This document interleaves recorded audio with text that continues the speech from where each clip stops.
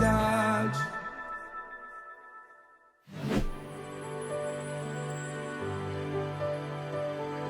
Superação, com Wendel Mesquita. Oferecimento Multimarcas Consórcios. O nosso quadro Superação deste sábado entrevista a Maria Elisa Medeiros. Ela que é atriz, produtora, também advogada e tem um trabalho muito grande na área social com mulheres do presídio feminino. Bom dia, Maria Elisa. Bom dia, Wendel. Primeiramente, eu queria agradecer o convite. Muito obrigada por estar aqui no seu programa. É um prazer, viu? Maria Elisa, que formou em Artes Cênicas pela Universidade Federal, tem um trabalho muito grande com a dança.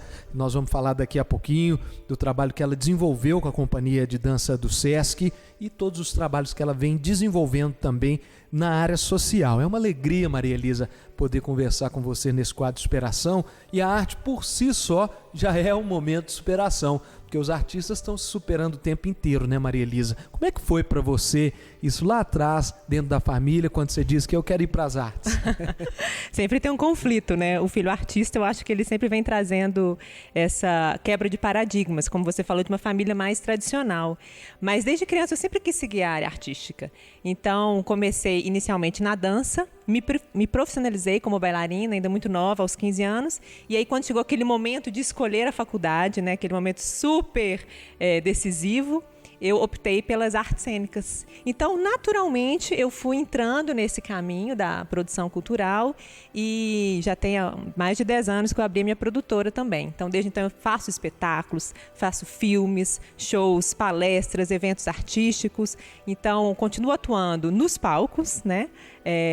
Quando ainda consigo me envolver em alguma atividade artística como artista mesmo no palco e fora dos palcos, nos bastidores, né? Trabalhando com a parte burocrática, na produção executiva e como diretora de companhia de dança. Enfim, continuo trabalhando na área artística já tem muitos anos, não vou nem falar muito. Pois é, Maria Elisa, tão jovem, mas de um talento inigualável. Você inovou. A gente sabe que havia ali um paradigma na questão dos espetáculos de dança, ou melhor, nas companhias de dança, que os artistas recebiam um cachê, mas a maior parte deles não tinham carteira assinada, não tinham ali um salário mensal, e de repente você foi baixar lá no SESC para comandar a companhia de dança e fez uma inovação, criando ali uma possibilidade do artista ter algo mais concreto, ter uma carteira assinada. Como é que funcionou isso lá nessa companhia de dança, Maria Elisa? Pois é, os artistas estão acostumados a viver numa certa instabilidade, né? E uma vez que eu estava lá dentro do Sistema S, no SESC, eu tive a oportunidade de criar e propor a criação de uma companhia de dança. E a primeira coisa que eu fiz questão foi, ok, vamos criar uma companhia, eles serão colaboradores como quaisquer outros colaboradores do SESC. Isso significa carteira assinada, todos os direitos sociais. O SESC, naquele momento, aderiu à ideia, nós conseguimos montar uma companhia. No primeiro momento, a gente tinha mais de 20 bailarinos vindos do Brasil inteiro, porque eu costumava falar que a gente exporta bailarino igual a gente exporta jogador de futebol.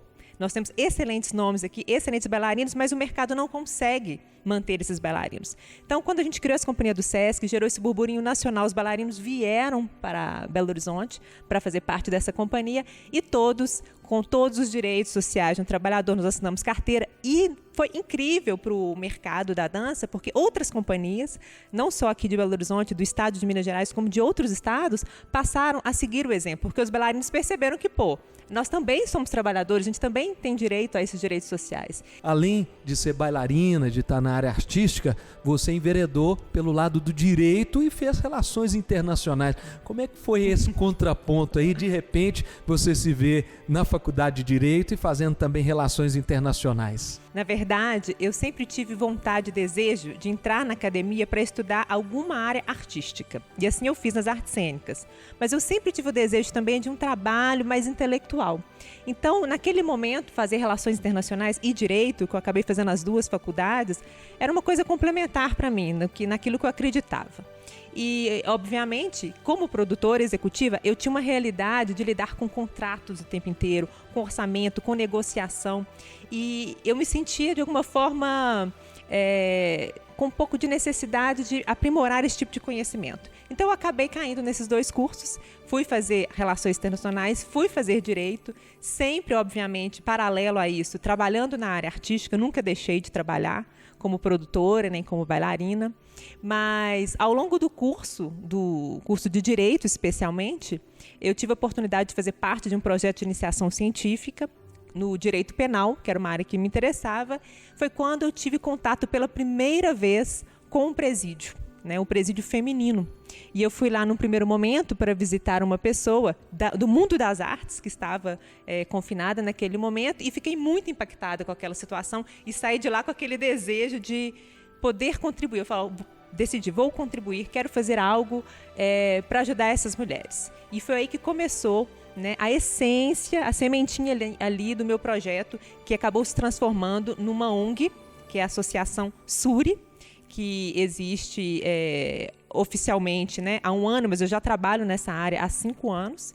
E é um trabalho que eu faço junto às mulheres em situação de vulnerabilidade social. Como é que foi para você quando você despertou essa paixão, naquele primeiro momento que você teve visitando lá dentro do presídio uma pessoa especificamente, e ali surgiu essa vontade, essa vocação de fazer algo naquele segmento das mulheres? Como é que foi para você esse sentimento de desenvolver algo nessa área?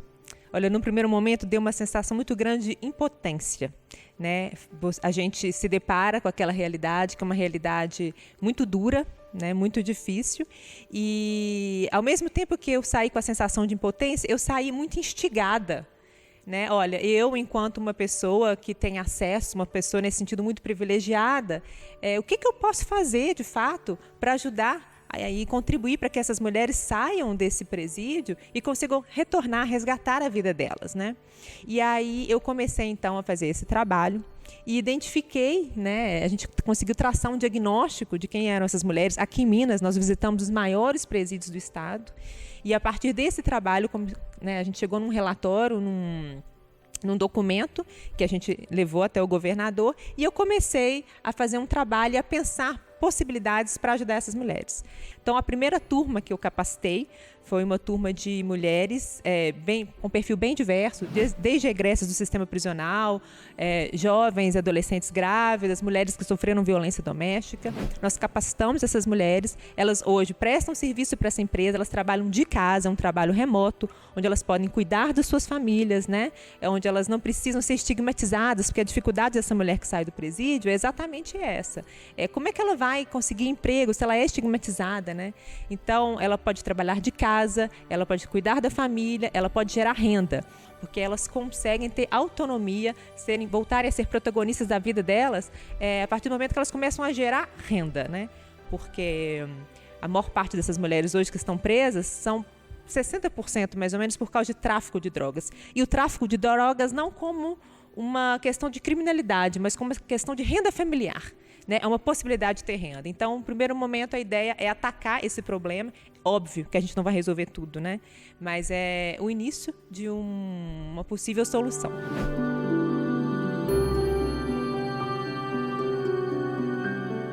Eu te pergunto, Maria Elisa, a política tem jeito? Como é que é essa história da política, principalmente se tratando desse universo do presídio? É possível você, através das políticas públicas, fazer uma nova, vamos dizer assim, trazer uma nova visão para essas pessoas?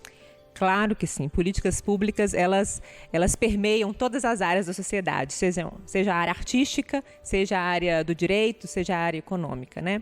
Então, a partir do momento que a gente tem uma legislação que prevê essas especificidades da mulher presa, a gente já consegue tratar esse problema de uma maneira mais pontual, mais específica. Porque essas políticas públicas podem ajudar exatamente a fazer essa reinserção dessa mulher na sociedade, por meio de parcerias com empresas, parcerias com a sociedade civil organizada, o Estado atuando, pensando formas de garantir maneiras e formas para acolher essa mulher uma vez que ela saia do sistema e não retorne. Repensar modelos jurídicos que façam que essas mulheres não tenham que ficar presas durante tanto tempo, ou não tenham que simplesmente ficar presas separadas dos filhos pequenos, porque as consequências de uma mulher presa são muito diferentes das consequências de um homem preso, né? Então a sociedade tem que pensar nisso. E o número de mulheres presas nos últimos 15, 20 anos cresceu quase 700%.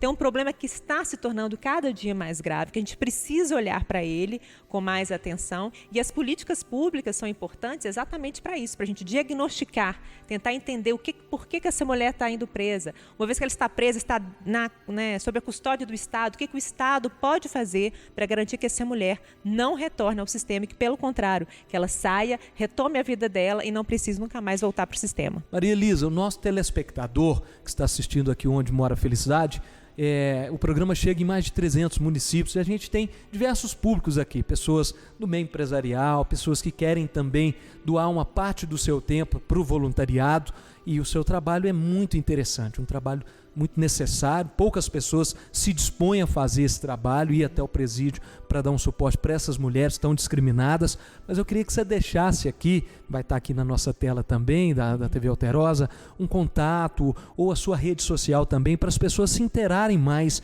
desse trabalho, e aqueles que têm o interesse em ser voluntário. Como é que faz para as pessoas acessarem então sua rede social, Maria Elisa? Podem me procurar no Instagram, Medeiros Maria Elisa. Tem também o Instagram da Suri, que é Suri com S, Suri BR, e Suri Arte, que também a gente tem um braço da Suri, que é o braço artístico, que a gente continua fazendo espetáculos de dança, continuamos fazendo atividades artístico-culturais. Então são esses 3 perfis que a gente pode entrar em contato. Vai ser um prazer. Pois é, Maria Elisa, a gente sempre termina o nosso quadro com a pergunta que norteia o tema do nosso programa, que é sobre a felicidade. E eu gostaria de saber, para Maria Elisa Medeiros, onde mora a felicidade? Puxa, eu acho que a felicidade não mora num local, mas talvez mora num estado, sabe? Num estado de espírito, num estado de equilíbrio. Equilíbrio com a gente mesmo, equilíbrio nas nossas relações, equilíbrio com o mundo, o equilíbrio da justiça social. Enfim, eu acho que a felicidade é um estado onde a gente consiga encontrar essa paz desse equilíbrio.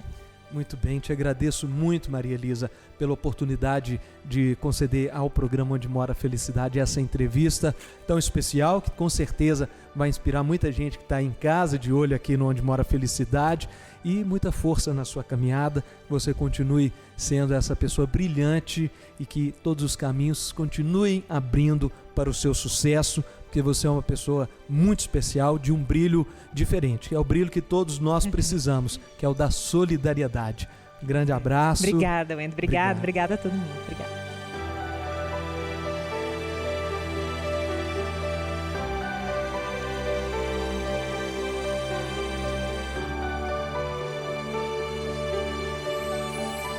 Essa conversa não precisa acabar aqui.